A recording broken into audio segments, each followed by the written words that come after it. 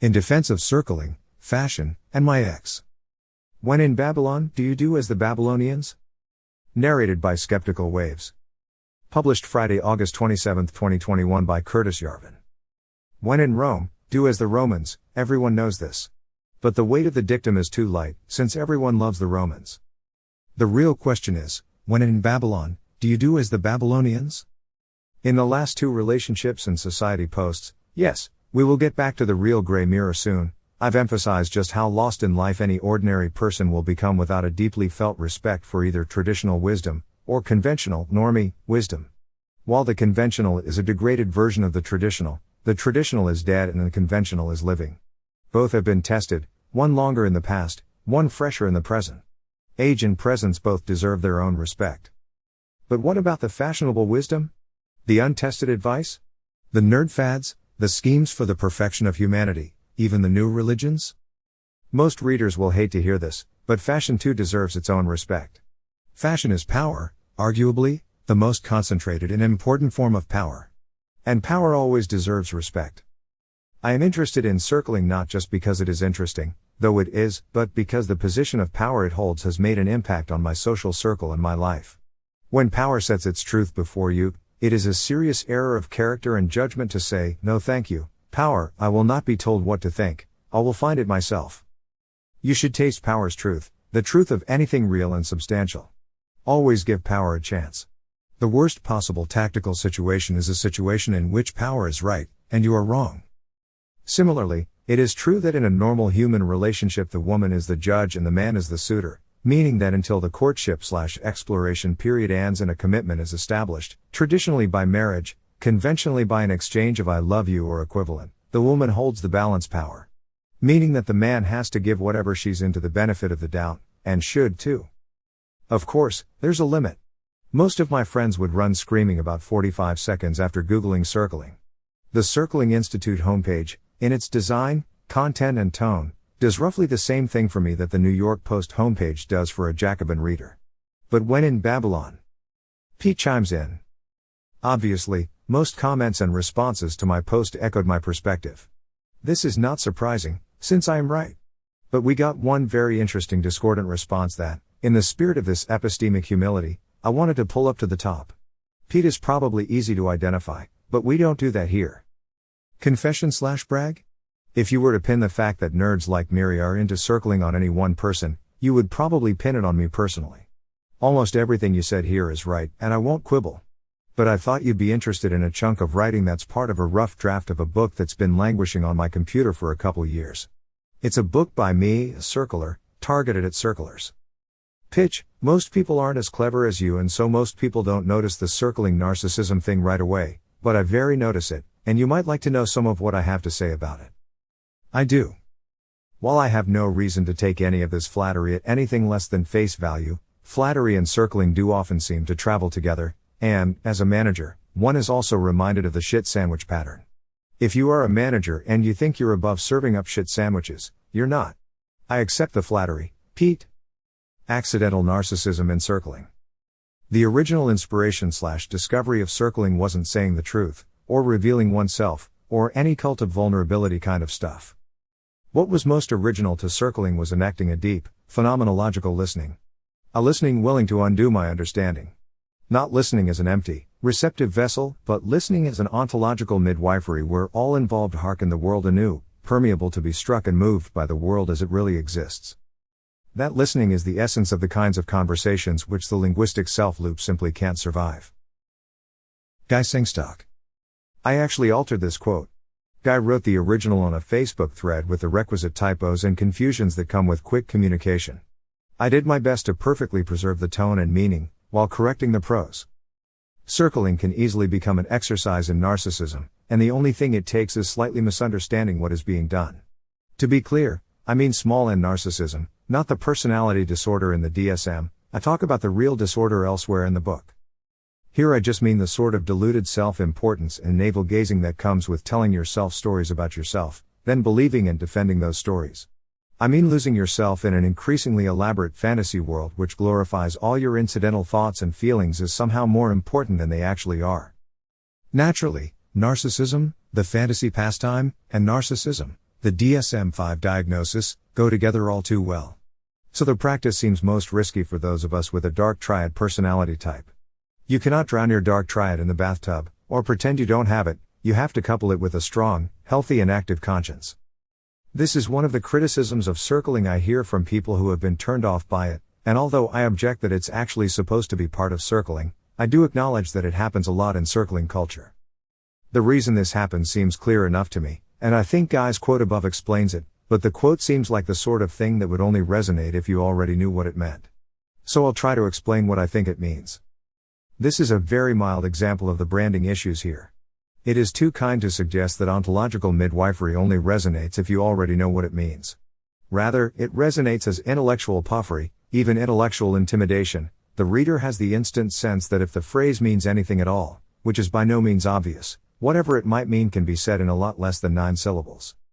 If you conceive of circling as getting someone's world, or getting your own world in more detail than usual, then navel-gazing is almost inevitable.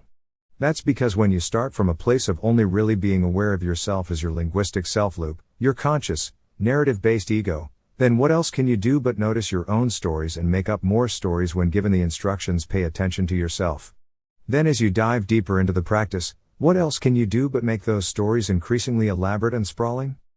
That is what small n narcissism is.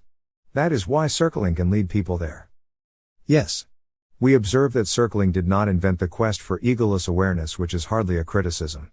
Yet to desire enlightenment is the most unenlightened thing of all. The real practice of circling is the deep, phenomenological listening Guy is talking about. I'll lay this out in plain terms. First, when someone uses the term phenomenological in this context, they mean the microscopic bits of impulse, sensation, and awareness that add up to your entire human experience. For most people, the ego thought loop is deafening. It drowns out almost everything else. But almost everyone finds an incredibly rich texture of sensation underlying that if they practice paying attention to it. I mean literally the feelings in your body, like the particular nerve activation of endogenous chemicals in your gut. Next, the listening here is not about listening to the people you're circling with. Instead, you're listening to your own deep phenomenology, by which I mean listening to the small nuances of your impulses, sensations, and awarenesses. It doesn't take long for this practice to pay off. Paying close attention to the microscopic bits of impulse, sensation, and awareness quickly reveals that your linguistic thought loop is wrong or diluted or limited. I like the analogy of something happening in the world, and then a reporter writing a news story about it later. The story is often sort of right in a limited way, but it's never quite true to the reality of the situation on the ground. Your story about yourself quickly gets quieter as you see the reality of how you actually are, at deeper, more subtle levels. With this practice, the ego quiets in contact with the world, as you see the machinery that produces the story you had about yourself. Again, Buddhists call this meditation. Which is not a criticism. But a lot of time and stress could have been saved if the answer to the question what is circling had been nonviolent communication under group meditation. I was taught basic Buddhist breath control meditation practices at an early age and used them to rest or sleep every day. It is certainly an altered state, and my mind parses it as an altered state, just like one produced by alcohol or drugs. Perhaps because this state is so familiar to me, it does not show me any realities different from the reality that my ego lives in. It does not seem to give me any special power to sense my emotions, or otherwise unscrew the housing of the story machine. Probably I am also insusceptible to hypnosis, a very similar phenomenon.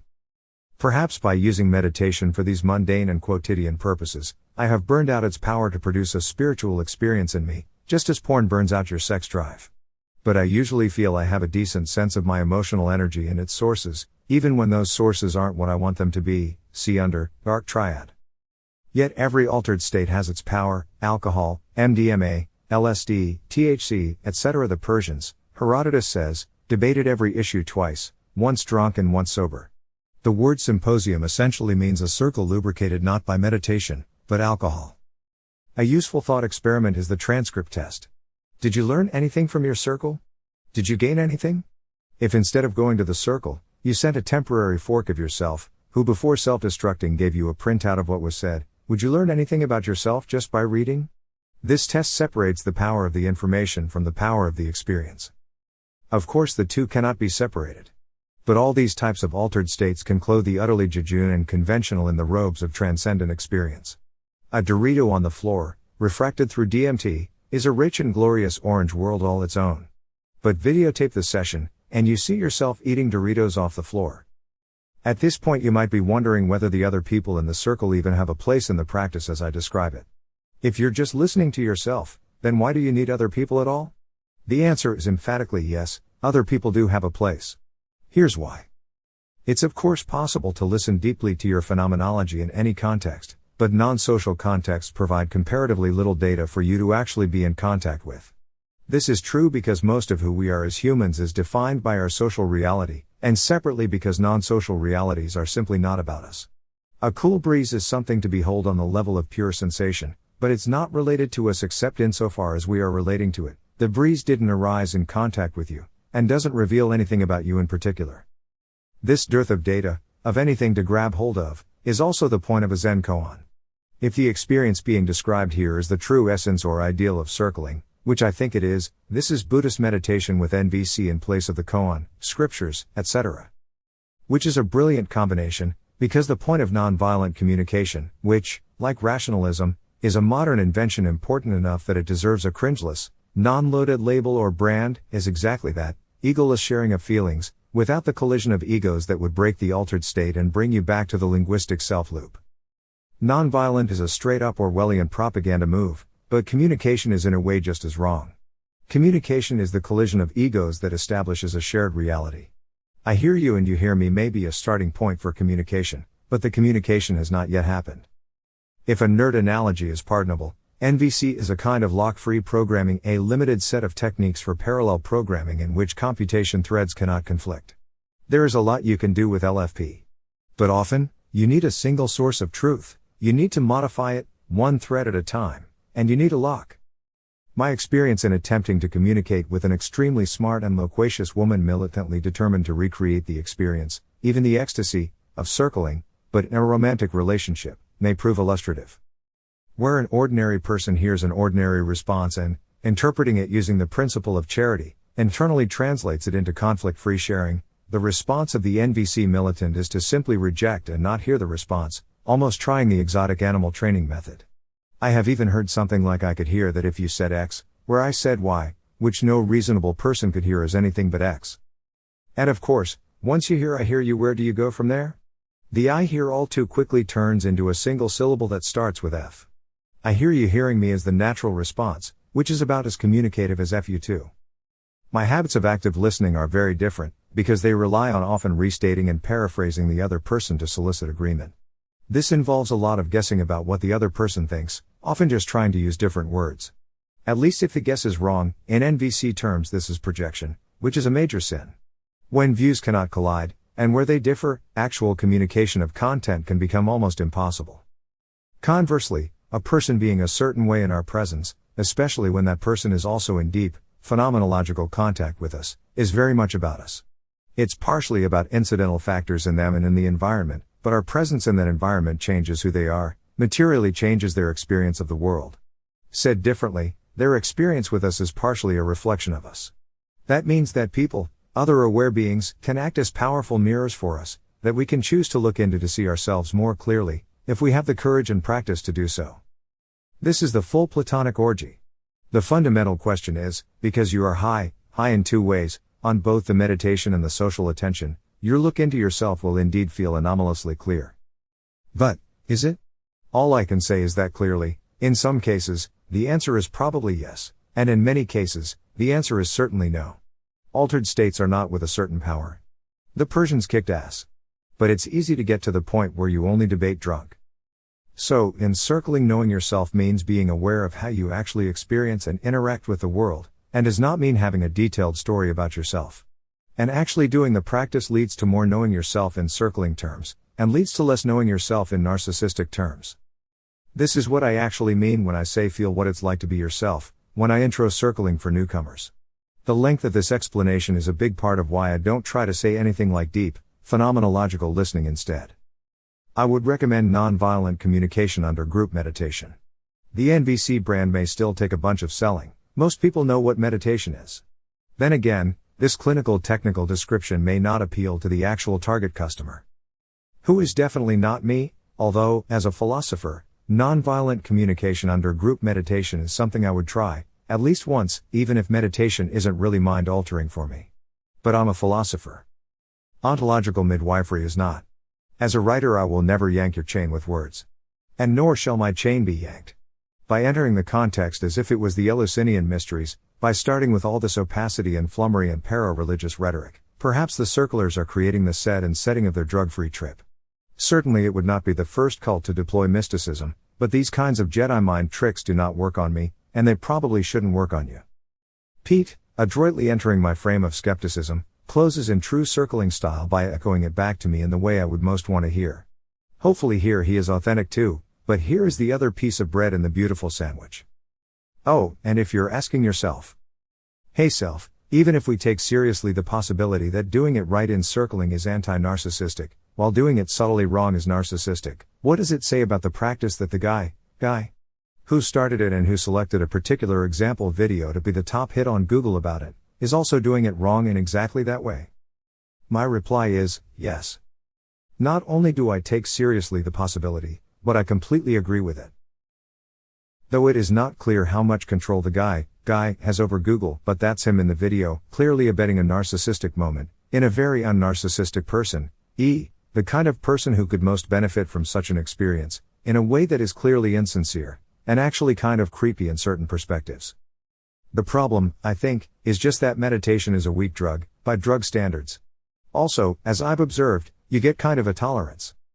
This means that, at a certain point, if you like the experience and keep doing it, you're going to find yourself in a situation where you have not actually achieved any kind of egoless enlightenment of pure thoughtless feeling. Actually, you are still thinking with your social linguistic self-loop, and what does this self-loop tell you to do? Fake it. Picture the situation of the facilitators in that video.